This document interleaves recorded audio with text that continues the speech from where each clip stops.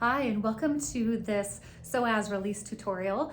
I'm Dr. Laura Johnson from Yellowbrick Physical Therapy, and I've been working with the psoas muscle directly and specifically for about 15 years or so. And so I know it really well, where it is, how it feels, how it works, and it's an often overlooked muscle group by both people and practitioners, but a very important muscle group for the health of one's posture, for the spine health, so it's not as compressed. And if you're a runner like me, then also your form and alignment and the prevention of injury. So I'm really glad you're here.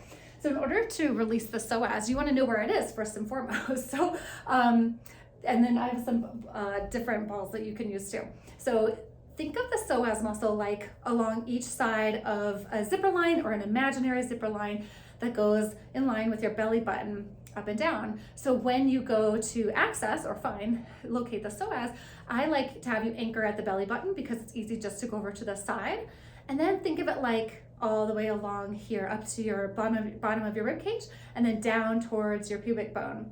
And then if you want to get extra fancy, you can also go out to the iliacus muscle, which is inside the iliac crest of the pelvis here, all of which are so important.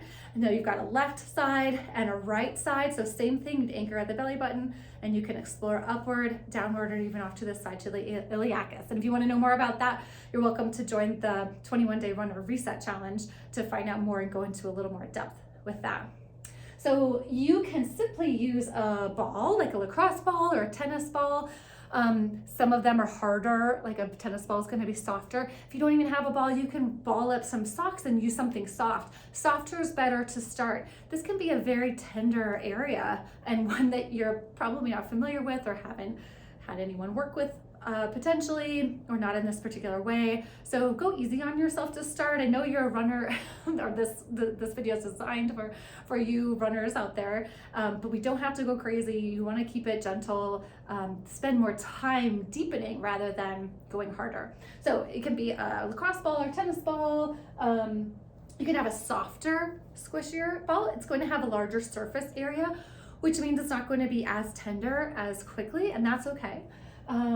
Or if you have two, sometimes you can find a peanut where they're, or taped two balls together, or in this case, I have one that comes in a bag. And actually it's lined up nicely to do both sides at once.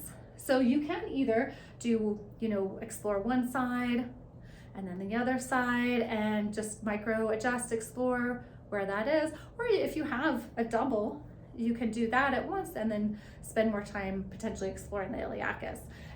And then what you'll do is simply lay on your stomach on the ball, on the floor usually. I'm going to show you on my table because that way you can see me a little bit better. And as it describes in your notes for the daily runner reset, you're just going to go find your belly button, go just off to the left of it if we start on the left side, and then you'll really lay straight on top of that ball. And then let your body relax. Let your body weight do all the work, really. And then once you find, you can explore upward, downward, and as you get more familiar with this each day, you might find a different spot. And then you want to spend the time here. So simply lay on top, get deeper, let yourself relax. And that's where the real magic happens, because that's where you'll find more release. And you want to feel for that muscle going from a feeling potentially of tenderness or pain to a feeling of pressure and letting up if you're able to spend the time. So that's what I have for you. That's how to release the psoas. Feel free to reach out with any questions or comments, and I hope you enjoy this release.